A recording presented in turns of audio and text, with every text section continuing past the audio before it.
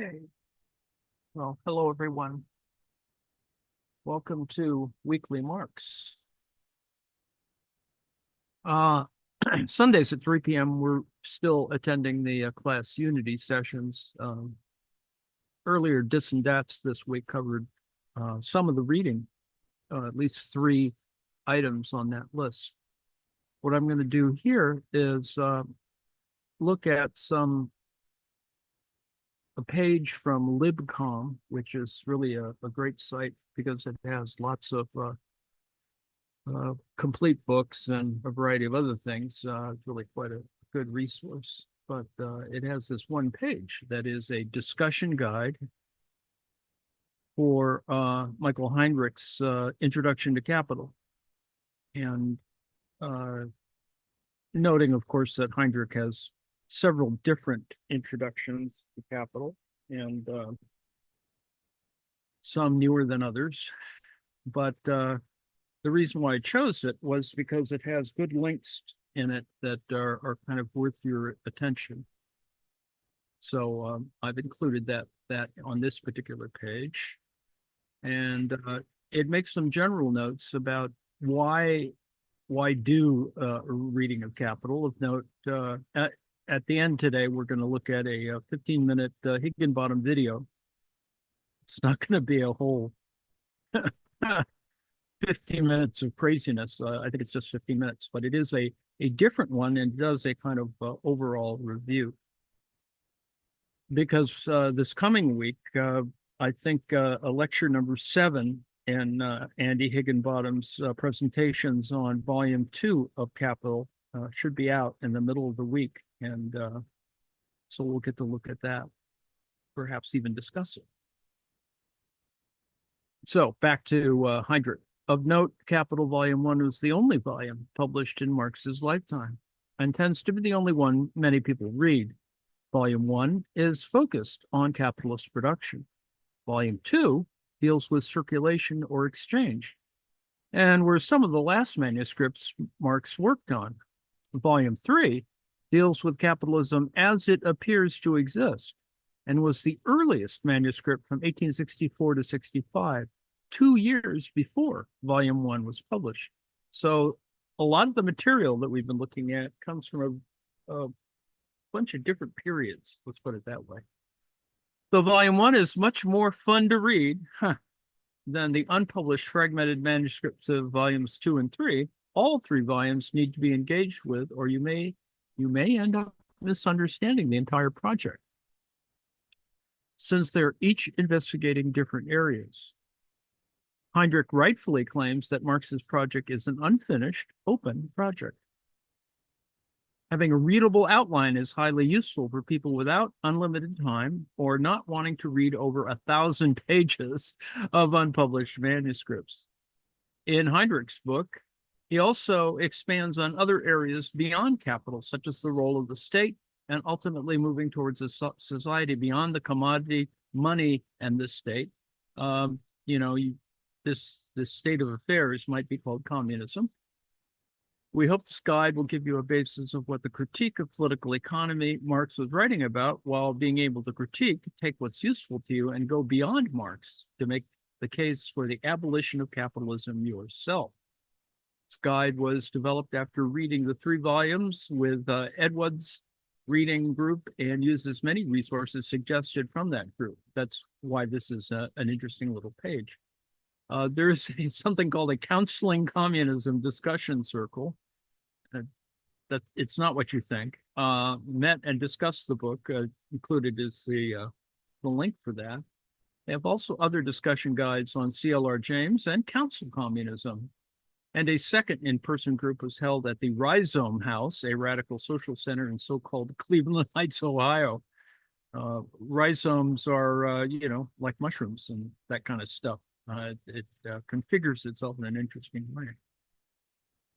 Check them out if you're in the area, etc. We recommend starting the discussion with chapters 1 and 2 and a loose discussion of why you are reading this book, and take a look at the additional readings as needed, and then allow a separate section for chapter 3 and set your own pace from there. Additional resources are also included for each chapter. And Heinrich's book is available for free on LibCom in a PDF form, I think. It also includes or at least gives you the link to the free audiobook, which some of you may find incredibly useful. Now, there is Rev Left Radio has a page here. This is the link to probably a useful podcast on the fundamentals of Marxism, Introduction to Political Economy. It's about an hour and 20 minutes, and you may find it useful. I hope you might take advantage of that. Another podcast, Anti-Capitalist Chronicles, How Are We Ruled by Abstractions, podcast by David Harvey. And this idea of abstractions is actually really important. You may have noticed that that's kind of where I tend to go. This guide was influenced by the tendency known as open Marxism that has provided critiques of money, the state, and class identity that are often lacking in many people that engage with Marx. There is you could call it a movement. It attempts to not make it quite so opaque, let's put it that way. Open Marxism works include the In and Against the State in the 1970s, the do-it-yourself journal Common Sense in the 1980s and 90s, and a series of collections, including the 4 Open Marxism books last published in 2020. Those are the ones probably you should actually read. It includes, so if you go to LibCom, there are tags and there's an Open Marxism site for that. So needless to say, there's a variety of works that are worth reading. I'm Not a Marxist by Michael Heinrich, Between Marx, Marxism, and Marxisms, and Ways of Reading reading Marxist Theory by Ingo Elba. These are, useful background readings. Now, there are study questions in here, and we don't have to go through all of them. Some of them are a little, not so much dense, but getting hold of it, of the answer, so to speak, requires a fair amount of reading. One should, try and tackle it. Heinrich does do a decent summary in his introductory texts. These introductory texts are probably useful for kind of intermediate reading. Needless to say, there's much more complicated versions of it. So these are the chapters of Volume 1 and include some interesting articles. The Myth of Simple Commodity Production by Chris Arthur, who I have been reading some of his work, and that's pretty interesting. Let's see, Social Reproduction Theory, Social Reproduction and Household Production.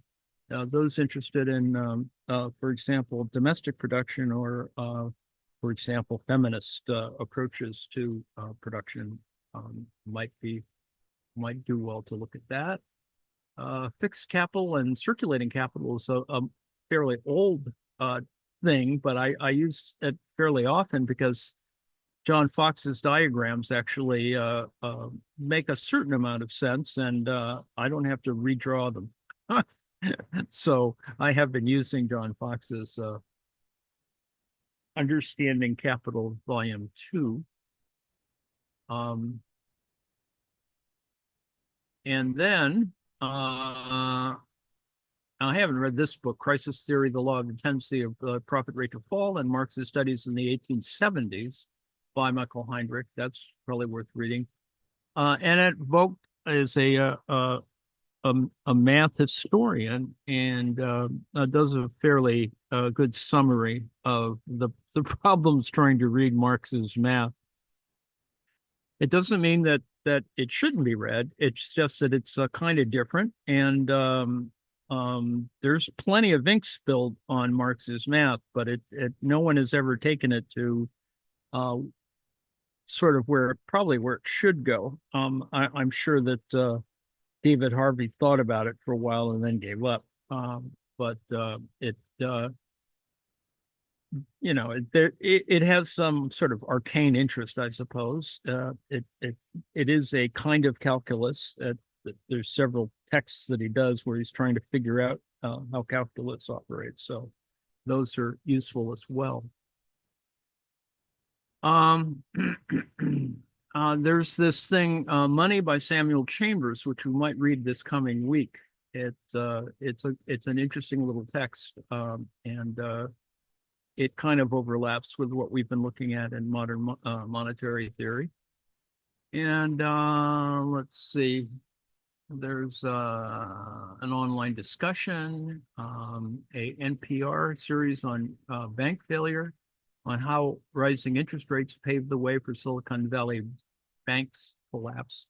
SVB, of course, is needless to say, a problematic bank. I think SVB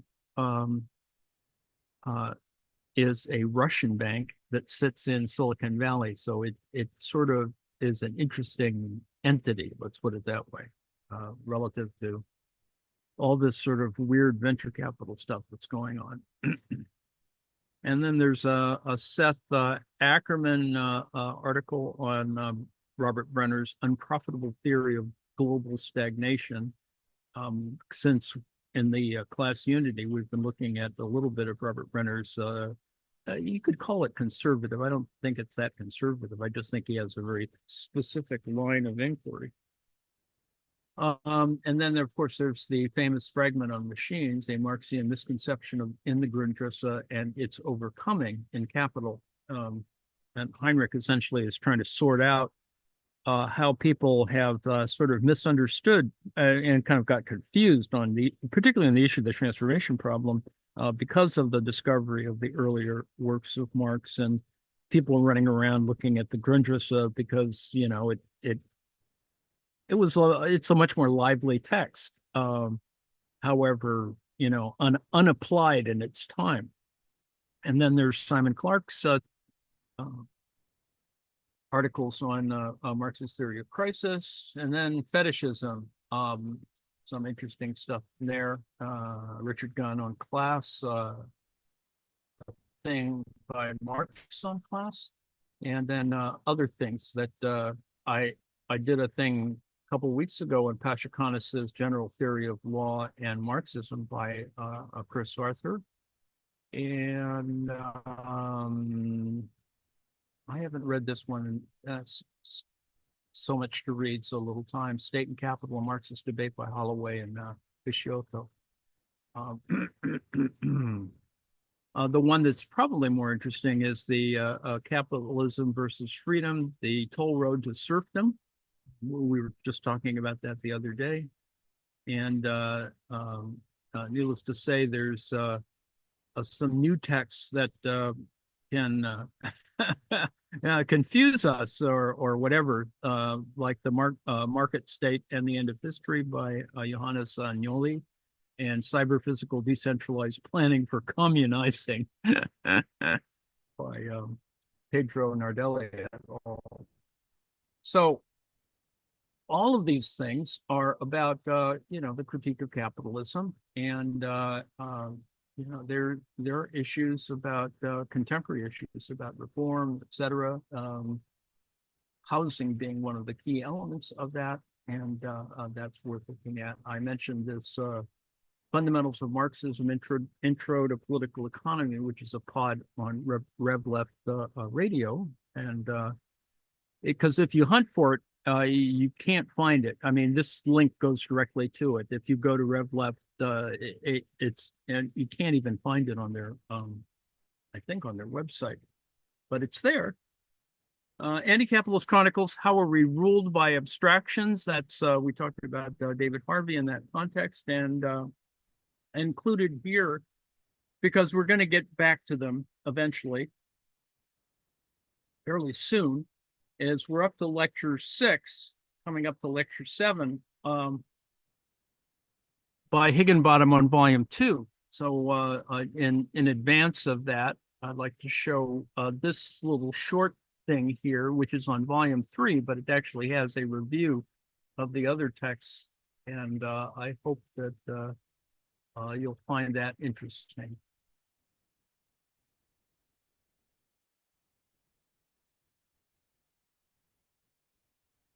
I've muted everybody. You can always message me if you can't. All right, over to you, Andy. Okay, thank you very much. So the overall title of the series is not very snappy, I'm afraid, but it does say what's on the tin. The tin says what's inside it. Marx's Capital, which I'll deal with mostly today, Labour Super Exploitation, which I'll look at next time, and then really what we all want to do together is a fresh take on the transformation problem, which is the first three parts of Volume 3 of Capital. So that's the series. So the topic today is the structure of Marx's Capital as informed by Hegel's science of logic. My overall purpose for the series is that Marx's main work should take much fuller account of systematic oppressive labour conditions, starting with slavery, but that's just the beginning of a very long story, 500 years and more, of colonial, neo-colonial labour exploitation, which I think is rightly broadly stated as labour super exploitation. That's really my main purpose, to bring those two things together. What I found in doing this project is a particular set of issues around the beginning of Volume 3. What it deals with there is how Marx explains the way in which surplus value becomes profit. For most of, well, for all of Volume 1 and Volume 2, they're assumed to be identical. They're assumed to be equivalent, basically. Well, and what Marx does is he relaxes that assumption and explains actually they cannot be. And this is known as the transformation problem. And it's actually generated a whole load of debate for about a century and a half. And I want to come back to that controversy because I think it actually is extremely important in understanding how super exploitation of labour manifests itself in capitalism. So, I mean, my take on Marx's Capital is that it's the best theoretical starting point, but it needs amending. So in the first lecture, I'll basically do what I think is the starting point. Next time, I'm going to say why I think it needs amending. And then lectures on from there will go into more detail in terms of both Volume 1 and Volume 3, what I think needs to be amended in Marx's Capital. And then finally, towards the end, I'll emphasize a lot more. Okay, so in what way do we want to take it forward? Amending to what? What does that lead us to? And in sort of academic terms, I guess, I think I'm really arguing 5 theses. Some of these are very complementary. You could probably boil this down to about 3 theses. The first one is I'm going to argue today that Marx borrowed an awful lot from Hegel's logic.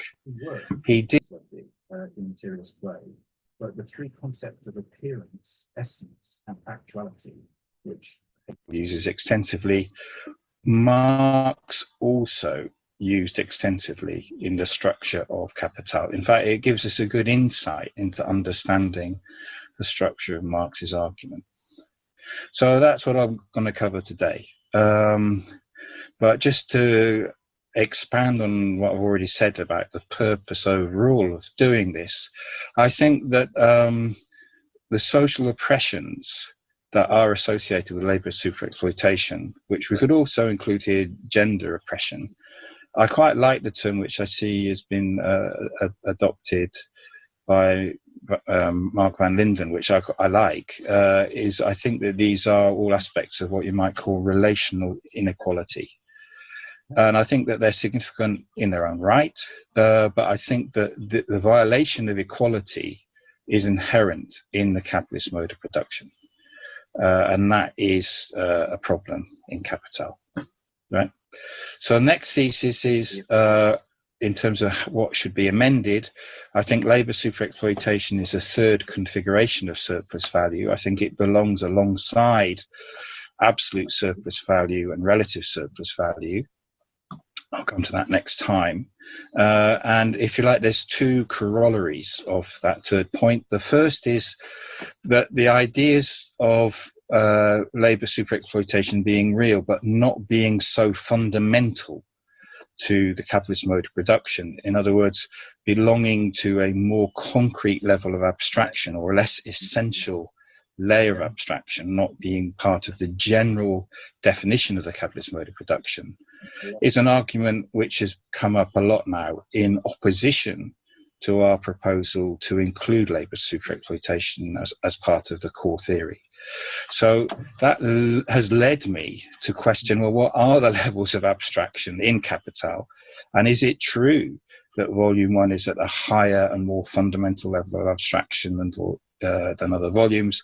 Or is it true that the whole of the 3 volumes are a description of capitalism in general, and then we have to apply them more concretely to any given social formation?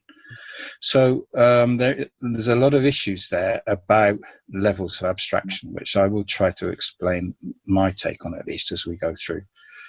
And then lastly, there are also some writers who do agree that labour superexploitation is very important. It's very important to understand the colonised or subordinated countries in the world. But that does not lead them to the conclusion that superexploitation and oppression are essential relations of the capitalist mode of production. And I think they are. And I think that they modify its general laws of motion. So, I mean, to just give you an example, industrial capitalism in Britain in early 19th century, the leading industry was cotton.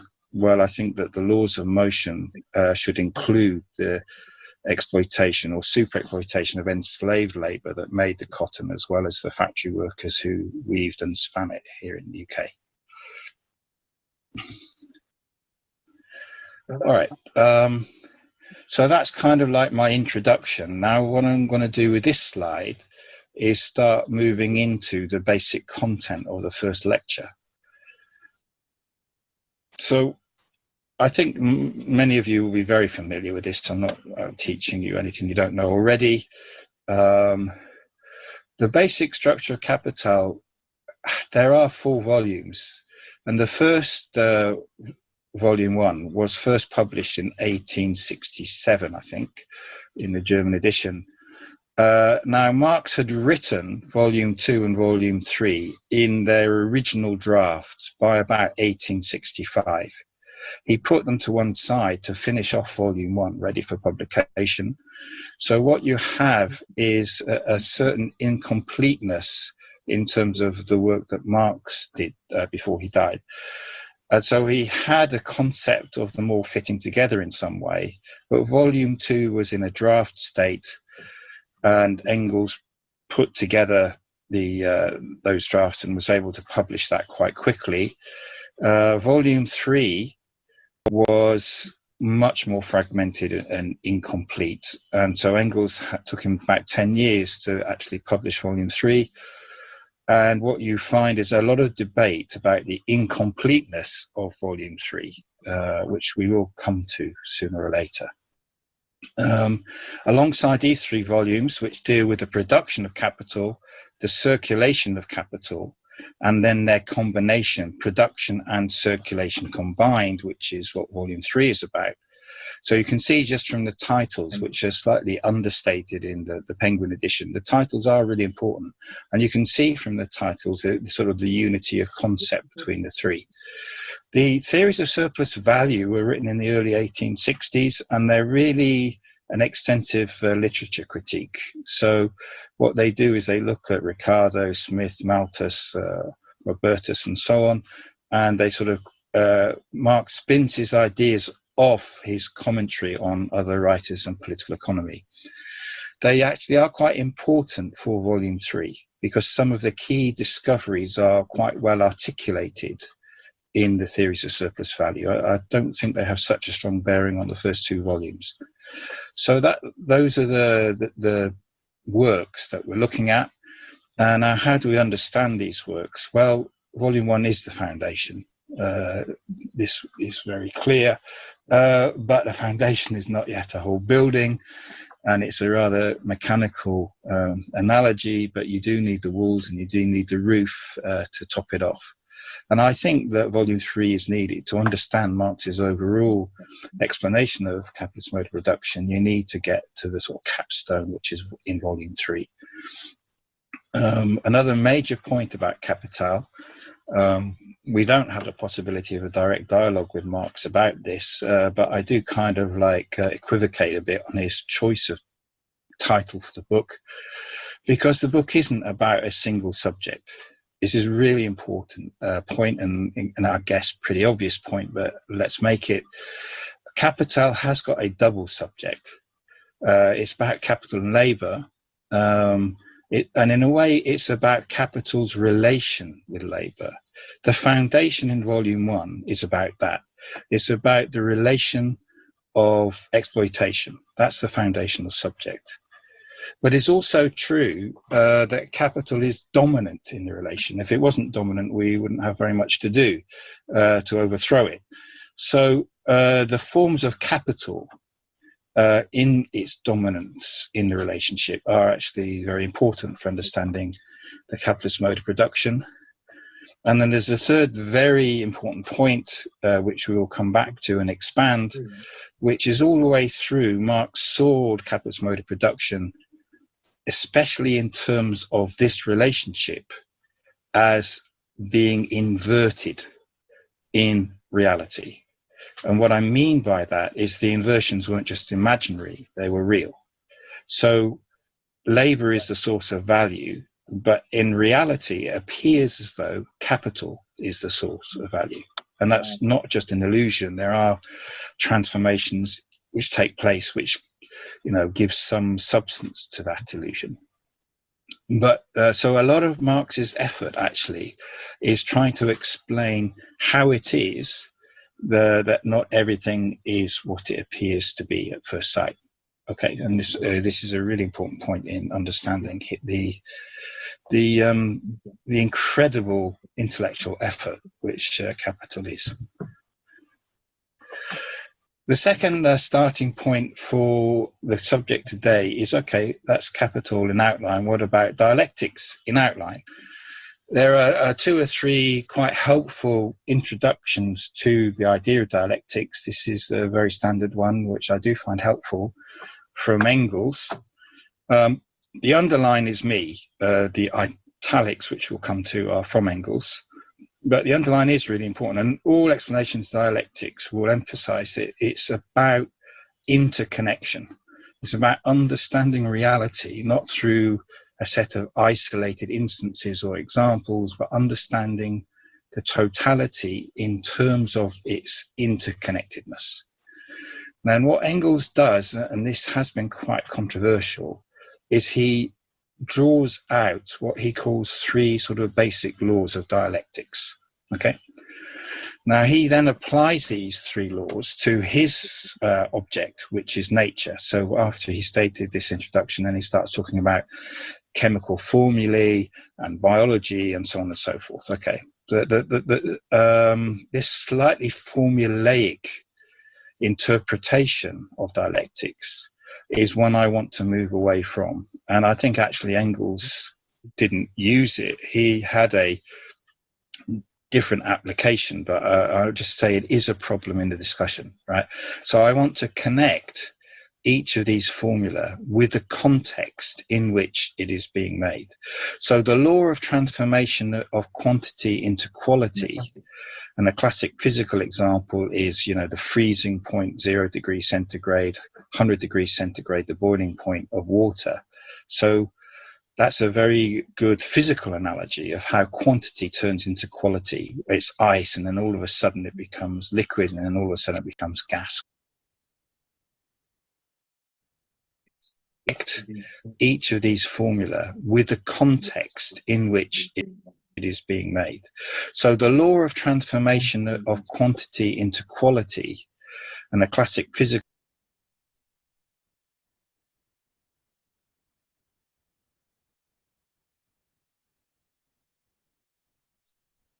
example is, you know, the freezing point, 0 degrees centigrade, 100 degrees centigrade, the boiling point of water. So that's a very good physical analogy of how quantity turns into quality. It's ice, and then all of a sudden it becomes liquid, and then all of a sudden it becomes gas, qualitative changes. And now in Hegel, the transformation of quantity into quality is in the context of a first major transition which he makes in his schema, and that's called the doctrine of being. Okay, and I'll come to that in the next part. But I want you to remember this. Quantity into quality is connected for Hegel with what he calls the doctrine of being. Okay, and again, the next connection is very important. The law of the interpenetration of opposites, which is really about the unity of opposites in contradiction. So one could also say the second point is about contradiction. Okay, now again, in Hegel, a contradiction arises in the context of what he calls the doctrine of essence. So in the essence of a category, there will be contradictions in Hegel. Okay, right. And then the third reductive law, the negation of the negation. Now Engels again identifies that in the context of Hegel's work as a fundamental law for the construction of the whole system. That's true, but it's only part of the truth. In fact, Hegel uses negation of the negation in a third transition. So he's got a tri-structure, and his third transition is a category which he calls Begriff in German, which is translated differently. We'll call it concept, right? So the negation of the negation occurs when essence turns into concept. Okay, and I'll explain. This will all become a bit clearer. But what I'm trying to establish here is that these laws aren't like recipes that you can apply willy-nilly to different content. That they need to be understood in the context of the system of ideas from which they emerged. Engels, in this, continuation of his introduction to dialectics, what he's saying here is Hegel had an idealist understanding of dialectics, and we have a materialist one. Okay, he's basically saying that here, that apparently in Hegel, the laws of dialectics emerge from thought. Okay, but that thought, which Hegel says they emerge from, is itself only the product of a definite stage of evolution of human thought. So he's turning Hegel on himself in that sense, right? He's trying to position or root Hegel's ideas at a particular point in history, right? And once you turn it around, Engels says, then everything becomes simple. And we'll see how simple we can make it, right? The dialectical laws that look so mysterious in idealist philosophy, that's Hegel, right? Only one at once becomes simple and clear as noonday. Okay, well, we'll do our best on that. I'm not sure how clear we can make it. We'll do our best. Okay, now, Hegel's logic. This is a science of logic, and he also wrote about it in another publication called Encyclopedia. It's important to recognize with Lenin that there was something progressive, not in Hegel's political ideas, but that there was a progressive aspect to his system of thought, right? And what it is that for Hegel, logic includes practice. It's not just about speech, but the categories of thought are extended into practice. So in other words, they include what people do as well as what they say, okay? Now, this was a break with the philosophical canon of his time, and he expanded the realm of logic to include content, connectivity, and change. Okay. Now, the best commentary in my reading is by Ilyenkov. Ilyenkov is very much got a Leninist position on Hegel, which is that he was an intelligent idealist. So there is something to take from him as well as to critique. Okay. And what Ilyenkov is emphasizing about Hegel is this, some appreciation of within bourgeois thought, if you like, how he took bourgeois thought to its limit. Okay, and the limit is that the content matters to the categories of logic. So Hegel was a professional logician, if you like, so he only recognized it in his terms, but there was a recognition. Okay. Now Hegel's philosophy is generally seen to be objective idealism. What is meant by that is objective. It's not just an individual thinking, it's a sort of like a movement of a culture, if you like, of the totality of human thought at any given time. Idealism, because of course everything is about thought and its expression in reality. It's that way around with Hegel. Hegel's thought moves from, as I've already mentioned, through three doctrines. The first one is the simplest appearance of something as it immediately surfaces, if you like. The simplicity of being, does it exist, doesn't exist, how does its existence become formed. It's a bit amoeba-like, emerging from the swamp being. And you can see this as both a theory of knowledge and a theory of existence in a way. He mixes the two up. So you could also think of it as, how do we first know about something? Well, we get a first impression, we're just trying to find out about it. And for example, this is how Mao sees Hegel's dialectics. He explains it in this way, okay? The other thing about this movement from being to essence to concept or notion, that these three parts, is it's got a sort of a strong spatial metaphor. So it's a movement from the outer being to the inner essence, and then a combination of the two. Okay, it's very quiet. Now you can also see within essence, finally, before I move away from this one, there are three modes of essence. First is it a reflection from being into essence, how you move from one to the other. The second is Hegel actually includes in essence appearance, which is kind of like counterintuitive, right? But what he's saying is, what I include in essence is how something appears is also essential to it. Okay, so there's kind of like a mirror image between what's inside and what's outside, and there must be some connection between the two, and that connection is what he deals with in what he calls actuality. So using this sort of spatial metaphor, you have inside, outside, and how does one become the other? Okay. And just to complete the cycle, that last one is the inside and the outside. How does one become another essence? And then the movement from subject to object, an idea, is more about self-consciousness of this thing, which is being inside, outside, and reflected. So it's the emergence of consciousness, which is really the third element of his philosophy. Okay, now, in order to understand what Marx overthrows in Hegel, let's just take this one step further before we move off Hegel, right? For Hegel, contradiction is something which emerges in thought and is resolved within thought. Okay, this is really important. Okay, so in the definition of essence, in the process of defining essence, contradictions arise. Something is and not is. Something is itself and there's also a relation with the other. This is a kind of sense of difference becoming contradiction that Hegel deals with. Okay.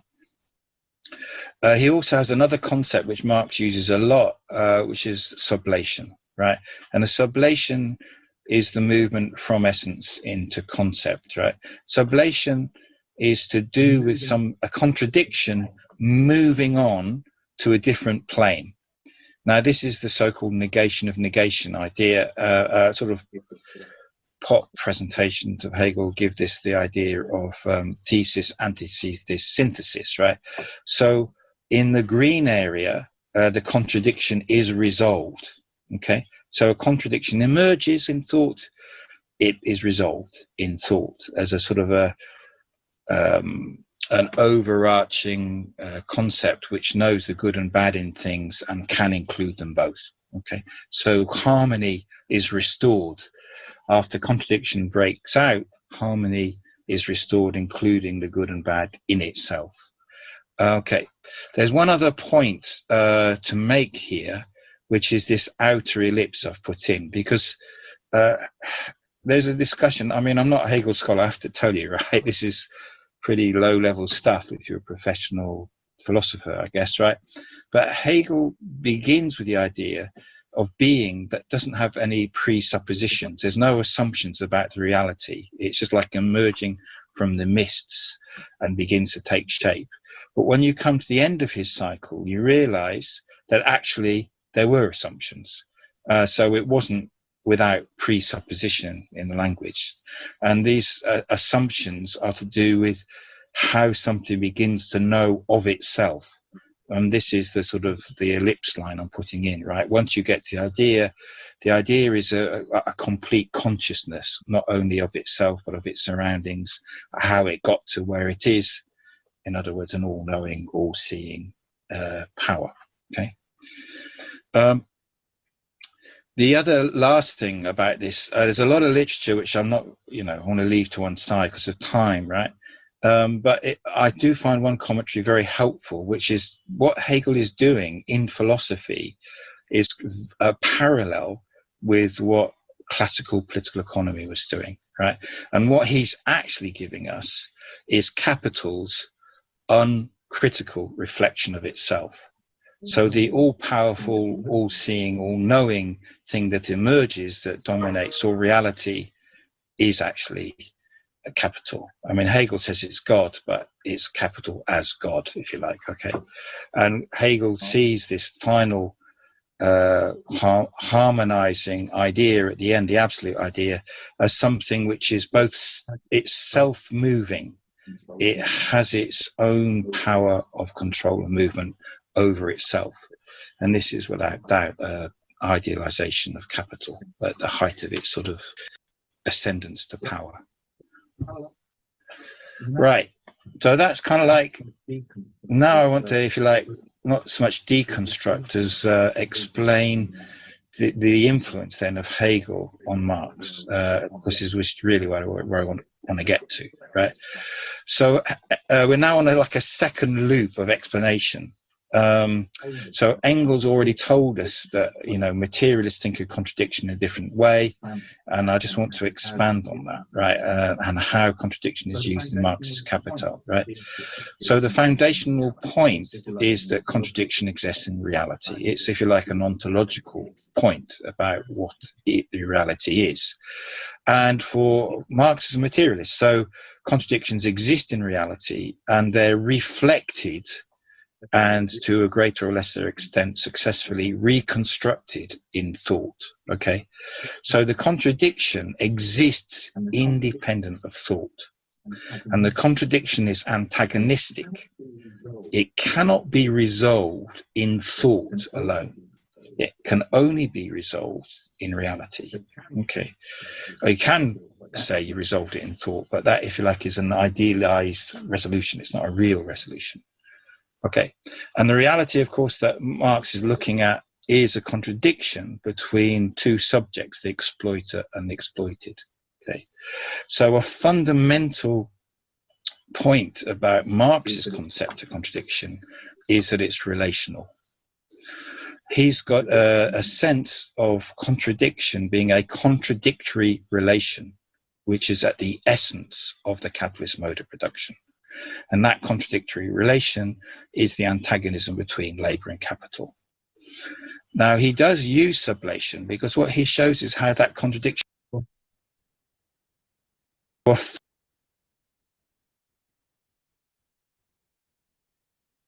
fundamental point about Marx's concept of contradiction is that it's relational.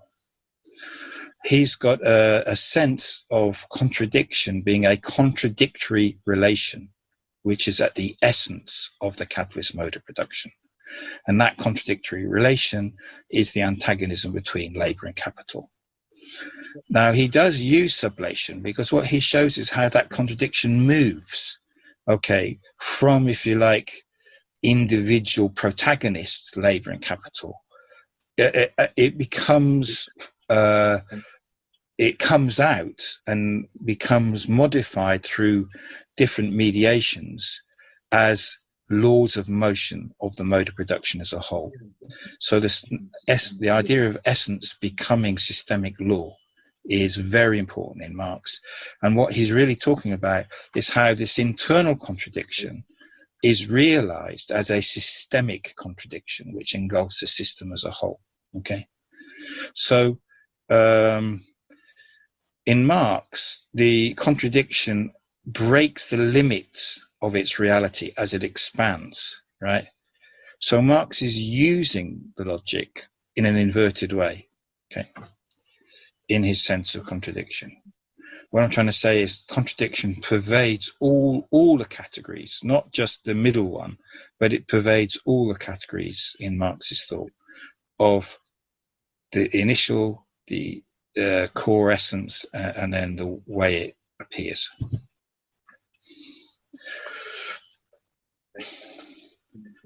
Okay, Ilyenkov is making the point that I'm making. Now, this other point that Ilyenkov makes is, so for Marxists, the self-moving object is not only capital, is labor. So labor is not only the substance of value, but it is itself a subject, okay? So this is just now a point of summarizing this whole sort of section of the argument that Marx borrowed from Hegel's logic, but in a very much a reworking of the concepts in a materialist way. Now what I want to do in the next section is explain how all of this should help us understand the structure of capital. So first of all, I'm going to map it from the logic to capital, and then I'm kind of going to do it the other way around and move on to the content of capital, right? Now, Marx makes various comments, and there's a whole literature on this, which, again, we don't have time on, but Marx gives us a few clues, but not very many, about the overall structure of capital. And his general comment is that it's a movement from the abstract to the concrete. It's true, but it's a very limited depth of explanation, right? And using the spatial metaphor, the structure of the whole is like an expanding spiral. So you go around the loop once in a fairly simple form, you move forward, you go around the loop again in a bigger way, and you keep on going around this loop as you move forward. Even that metaphor isn't brilliant. It's kind of more like an expanding spiral, which is like a double helix, because all the way round the spiral which expands, you've always got this contradictory relationship as well. Okay, so I can't find a drawing to represent this, but if you can imagine a double helix, but not more like an expanding spiral as a double helix, well, it's just a metaphor, right? Okay, now, but there are in each cycle contradictions. Okay, so the first part of volume 1 of Capital, which I do now call volume 1A, which is basically the first 2 chapters of it, famously quite difficult, right? They are about the movement of being into essence in the way that Marx deals with it, okay, which is that there's a contradiction in being. Remember, in Hegel, there's no contradiction in being. It only emerges later on. Well, in Marx, there is already a contradiction in his initial positing of the commodity. There is already a contradiction. But what he does is he explains the essence of that contradiction in the first part of Capital. In the second part of Capital, which is the main body of it, from about chapter 6 all the way through to about chapter 25, we've got the essence, the essential foundation of the whole work, which is the production of surplus value. Okay, and so you can see on my diagram, I've put volume 1B in the core of essence. Okay, now there is I haven't got volume 1C, the historical part at the end. I'm going to talk about that in the next lecture, how that works with the structure. It's quite contradictory, actually, where it fits. Volume 2 is all about appearance of this essence, okay? Circulation is the appearance of capital rather than its production. And volume 3A, which is what we're going to come to, is actualization. This is kind of like my punchline, right?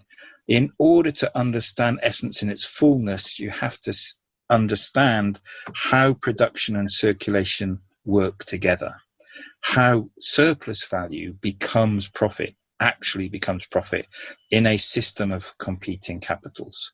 So that corresponds to the actuality in Hegel. And then again, we have a slight issue with volume 3B and 3C, which, you know, we'll come to much later on. But my core argument is around volumes 1, 2, and the first part of 3. Okay, that's how they fit.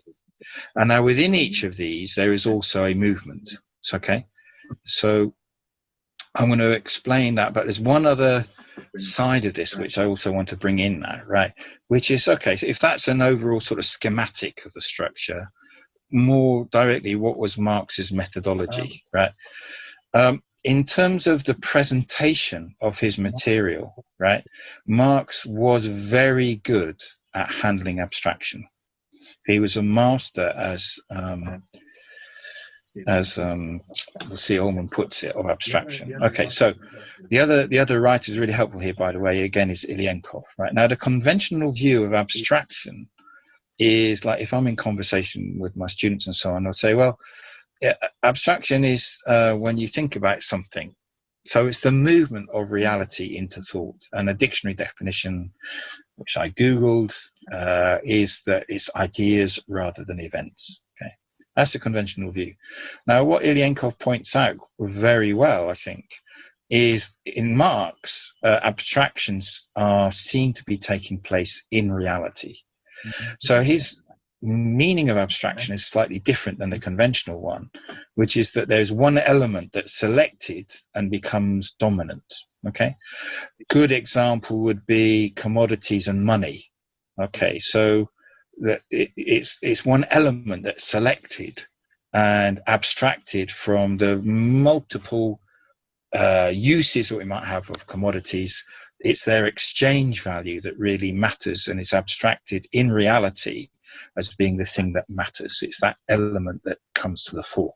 Okay, and it's a strong feature of capitalism that it works through these abstracted social relations. In commodity markets, in capital markets, it's the rate of profit that's abstracted above all else and is the dominant factor.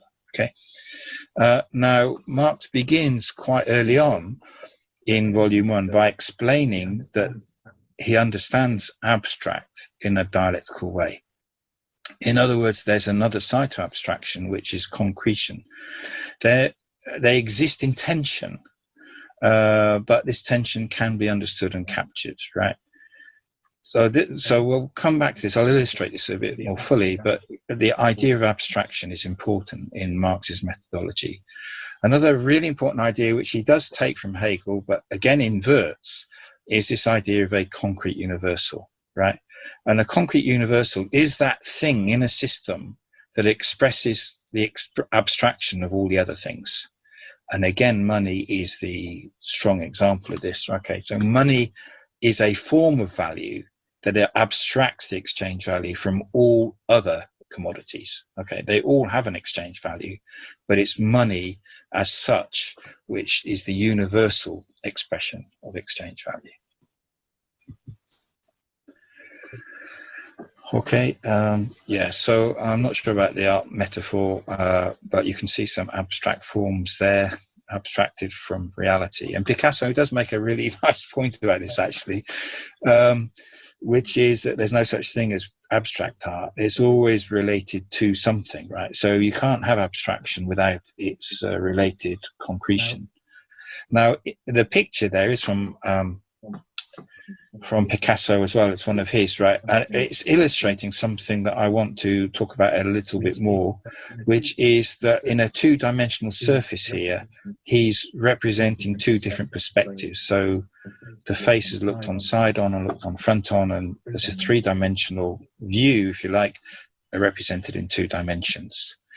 Now, Marx was extremely good at doing this in writing, right? He used deductive abstraction a lot, okay?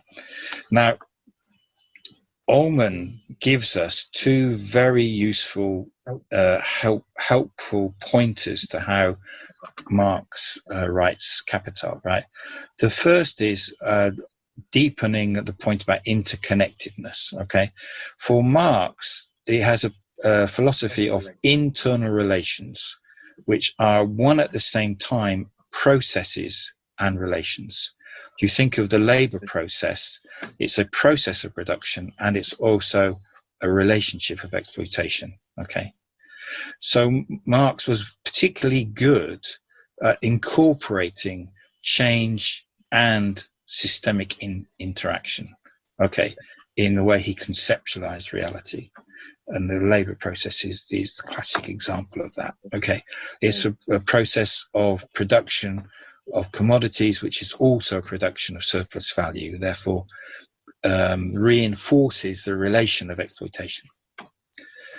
The other point that Ullman makes, which is very helpful, is this use of abstraction in understanding a very complex object, which is capitalist reality, right?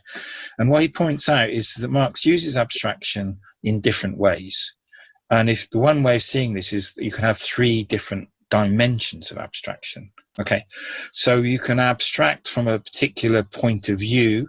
You can look at the face side on or front on, okay, which is what our little picture is indicating, different perspectives on the object.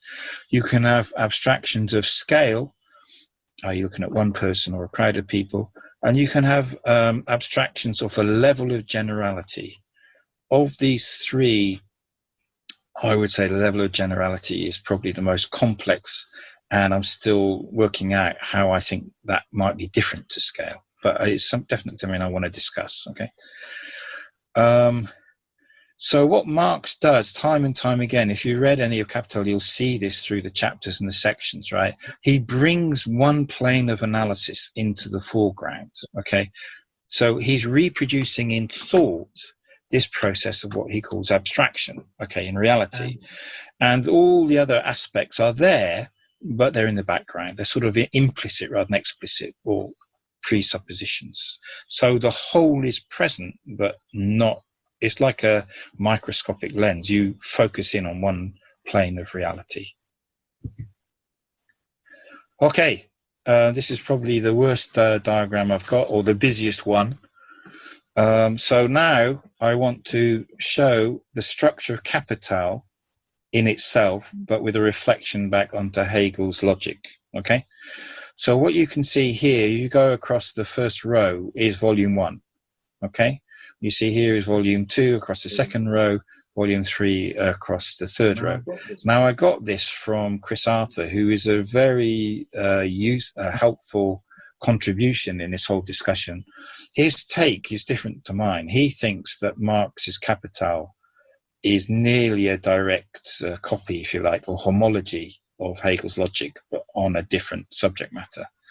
I don't fully agree with him about that, because he misses this point of the double subject. He kind of sees like Capital's got one subject, which is capital, right?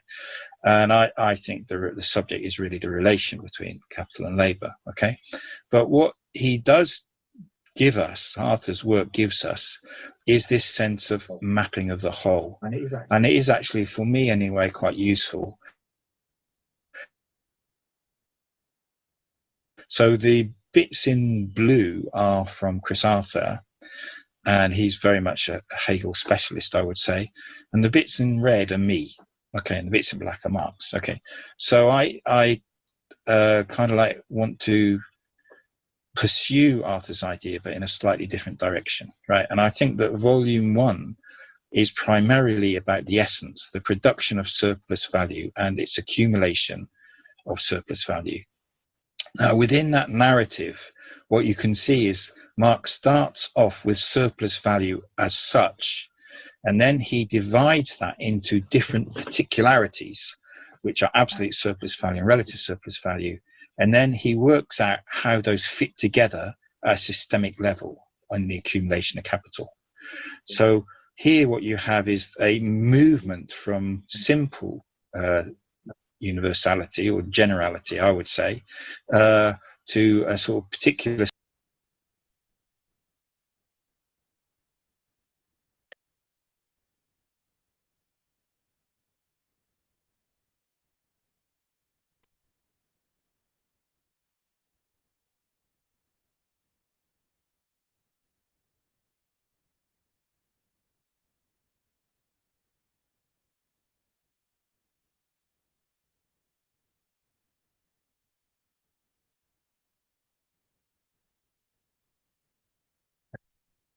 And then he divides that into different particularities, which are absolute surplus value and relative surplus value. And then he works out how those fit together at a systemic level on the accumulation of capital. So here what you have is a movement from simple universality or generality, I would say, to a sort of particular subdivisions and then to systemic unity with contradiction. Unity is crossed out and I'll put in contradiction. Okay, and similar movement through the other two volumes. So I'm now going to try and explain this overview, which is quite busy, break it down a little bit. Okay, so what I'm arguing is there is a repeating pattern in Marx, both within volumes and across the whole work, of this movement from appearance to essence to actualization. This is volume 1, chapter 1, and into chapter 2. I just noticed the time, so I'm going to just speed through these a little bit. Okay, it helps to see the pattern, I think, anyway, maybe just the way I think. Okay, to know where we are with this whole thing. This is kind of like the starter motor to the whole engine of capital. It's also known as simple commodity production or simple commodity form. I think of it as the simplified commodity production and circulation. Marx is giving us a quick run through. It turns out it's really quite difficult, his quick run through, but it also turns out it's really important when you get to volume 3. This is more familiar territory to many of us, I think, which is the central part of volume 1. But actually, one finds, one finds a similar pattern. Okay, so he starts off with a contradiction in form, or at least a difference in form. On the top left there in circulation, money and commodities exchange either as an expansion of capital or as a simple equivalent exchange, right? But there's an unresolved contradiction, which is that surplus value appears in circulation but cannot be produced in circulation. So that's Marx takes us into production. Now, I actually think that Marx's section headings in volume 1 are slightly unhelpful, because what he does in chapters 6, 7, 8, and 9 in the English edition is he looks at surplus value as such. And it's only in chapter 10 and 11 that he looks at absolute surplus value. Then he looks at relative surplus value, chapters 12 to 15 or 16. And then he looks at them in their combination. Okay, so what we've got is initial appearance. Then we have contradiction in the essential processes of surplus value production. And then the first time this resurfaces in terms of appearance is the wage form. Okay. So, but the wage form is just quite a simple appearance. He's demythologized it. So wage is a commodity exchange for labor power. But the overall demystification of the overall construct is still yet to come. So he takes this accumulation at an individual level and raises it to a social level. So all of this is from the perspective of production of surplus value. Okay, and these forms, Marx uses the term forms, right? But I just want to be precise about this. They are internal forms. They're not external forms, right? They're like configurations of surplus value, absolute and relative surplus value. This is volume 2. You have a very similar pattern, which I'm going to rush through because of time. But you can see this movement from individual initial statement of contradiction, then a development of its particularities. In this case, it is in the dimension of time as capital moves, and then a question of how does this accumulate at a social level. The perspective of abstraction here is not production, it's circulation. Okay, so you have a totality, social capital as a totality reappears, but not in terms of its social relations of production, but in terms of the circulation of commodities. So that's a second appearance of the totality. We've had totality twice, but from different perspectives. And this is just trying to expand on the sort of the Hegelian reading of what Marx is doing in volume 2. It fits very well with this type of idea of universal, particular, and singular. Okay.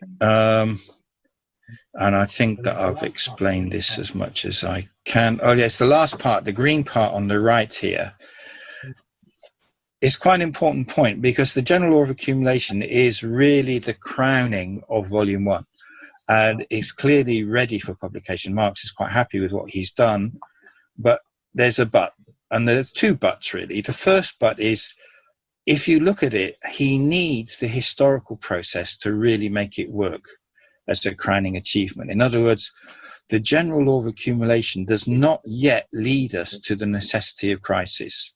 It shows how the system works overall, and Marx's claim that the system will be superseded by a socialist system is quite a general one. It's an historical one. He says, you know, capitalism came into being historically, this is how it came into being, and that means by inference that it must come to an end, okay? But what he doesn't yet do is show that its own internal contradictions will bring it to crisis. So this is a crowning, but a crowning of, what's the word, a culmination, better word, of volume 1, not of the work as a whole. And this, I'm now in my last section. I can see I've nearly gone for an hour, and getting close to, I'm sure, the attention span of even dedicated people. I think it's appropriate that I just try and explain how this interpretation that I'm giving you is different to the existing interpretations, okay? There are two schools of thought that I would distinguish from. One is known as the embodied labor school, right? Now, this school of thought was, for the first 3/4 of the 20th century, the orthodox Marxism, right? Michael Heinrich criticizes this, and he calls it the worldview Marxism. And he in particular doesn't like Engels for his role in initiating this school, in his interpretation of Marx, right? What the embodied labor school does is it emphasizes that socially necessary labor time is the content of value, okay? But its weakness is that it misses the relationship between value and exchange value. This might seem an extremely pedantic, scholastic point. It does become important as we go through into volume 3, okay?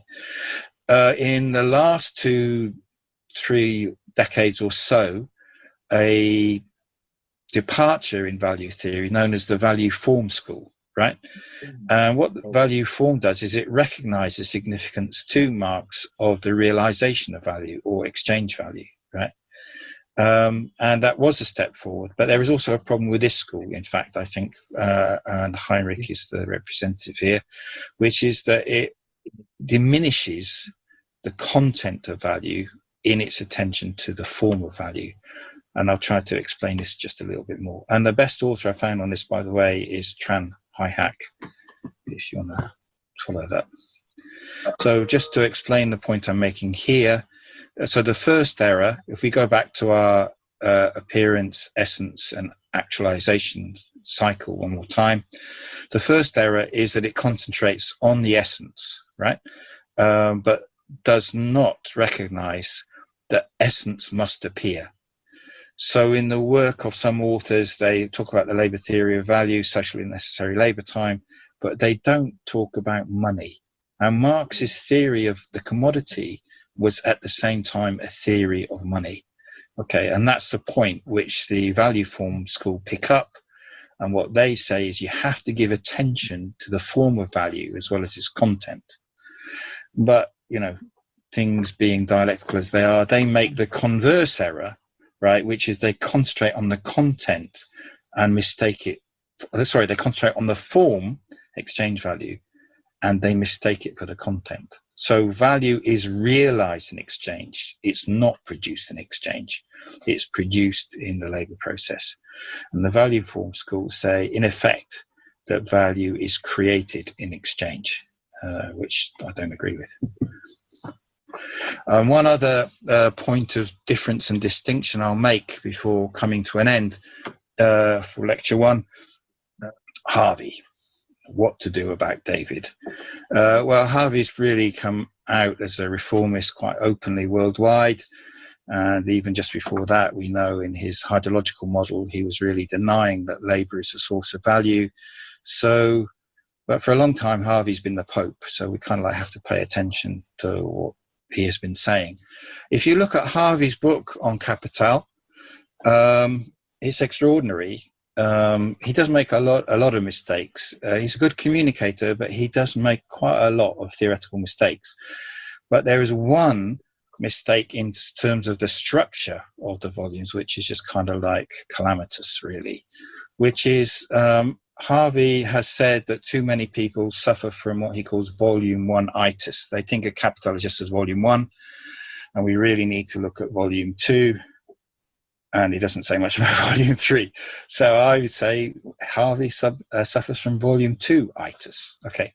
And in his companion to Marx's Capital, he actually carves out the first part of volume three. He literally cuts it out. So as he's going through volume two, he branches off into the whole second section of volume three, which is about merchants and money capital.